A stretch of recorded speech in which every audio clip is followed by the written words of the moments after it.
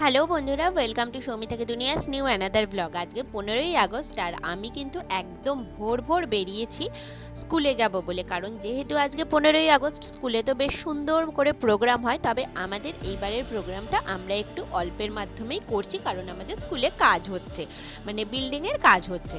তো এই যে দেখো আমি প্ল্যাটফর্মে চলে এসেছি, আর ওদিক দিয়ে দেখো ট্রেন আসছে। আজকে মোটামুটি ট্রেন টাইমেই, মানে 15-20 মিনিট লেট, মানে বলতে পারি টাইমে, না হলে তো মোটামুটি 40 মিনিট 45 মিনিট 1 ঘন্টা লেট থাকেই। তো আর যখন 6:30টাও বাজেনি, মানে 6:15 বাজে, তখন কিন্তু আমি অলরেডি হাওড়া স্টেশনে পৌঁছে গেছি। তার মানে বুঝতেই পারছো যে আমি কত সকালে বেরিয়েছি, কারণ আমাদের অনেকটা সকালে পৌঁছাতে হয়েছে, মানে টিচারদের বা স্টাফদের, যেহেতু স্কুলে প্রোগ্রাম। আর এদিকে হাওড়া স্টেশনে এসে দেখেও মা কোনো দোকান তো এখনও চালুই হয়নি, মানে দোকান খোলেইনি, পুরো ফাঁকা এরকম, মানে আমি খুব কমই দেখি। তাই ভাবলাম তোমাদের সঙ্গে শেয়ার করি। আর কিছুজন তাদের জিনিসপত্র এনে রেখেছে, কিন্তু এখনও দোকান খোলা হয়নি।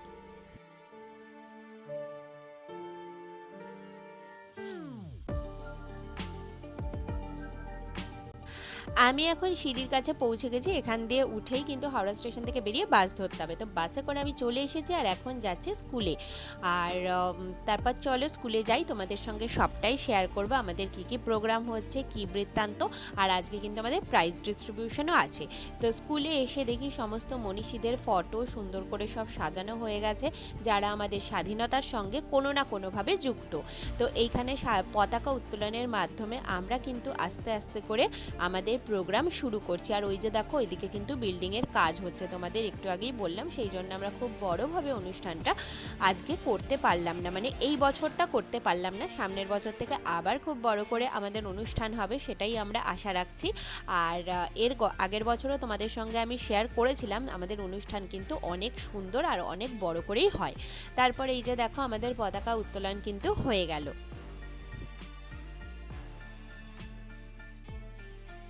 এরপর একটি উদ্বোধনী সঙ্গীতের মাধ্যমে আমরা আমাদের অনুষ্ঠান শুরু করলাম।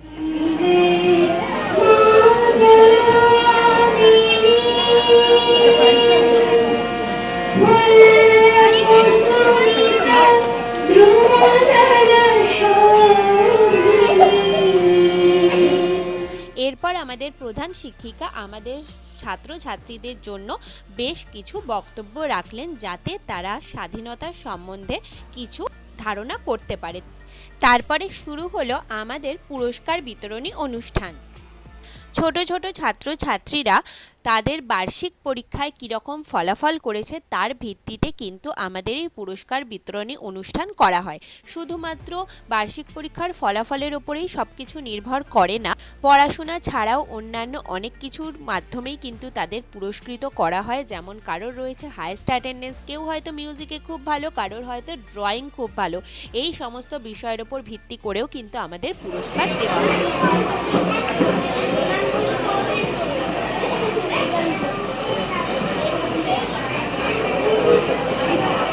দেবাংশু এসো সামনে, দেবাংশু এসো। বিষাদ,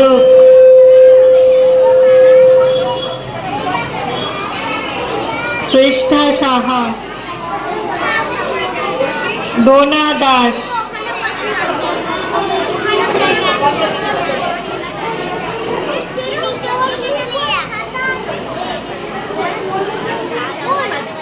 তারপরে আমরা ছাত্রছাত্রীদের একটা সুন্দর গান শুনে নেব।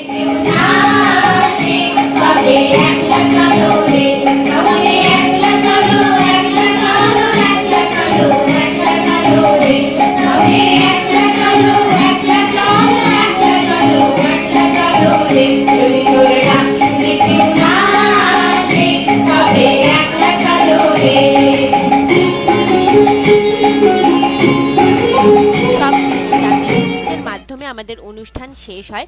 তারপরে আমি বেরিয়ে পড়ি চেঞ্জ করে বাড়ি ফিরবো বলে। আর এদিকে দেখো আমি কিন্তু স্টেশনে নেমে গেছি, আর আজকে আমার বরের ছুটি রয়েছে, তো আমার বর আমাকে নিতে চলে এসেছে। ওকে আমি বারণ করেছিলাম কিন্তু তাও এসেছে আমাকে নেওয়ার জন্য। যাই হোক, আমার বেশ ভালোই লেগেছে। এখন আমরা একসাথে বাড়ি ফিরছি। আর হ্যাঁ, আরও একটা সারপ্রাইজ আছে, সেটা হচ্ছে আমার বর কিন্তু আমার জন্য রান্নাও করে রেখেছে। সো চলো কি রান্না করেছে সেটা দেখা যাক, সেটা কিন্তু আমিও জানি না।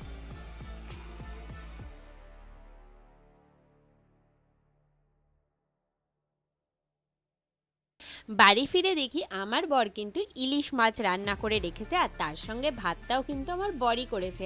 আর তার সঙ্গে ছিল ডাল আর মাছের ডিমের বড়া, যেটা আমি সকালবেলা করে রেখে গেছিলাম।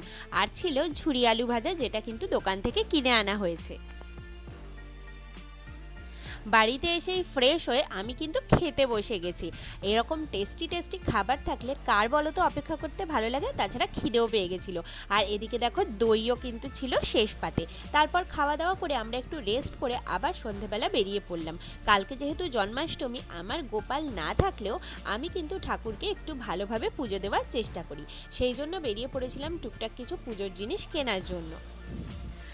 এসে দেখি ফুলের দোকানে এত লম্বা লাইন।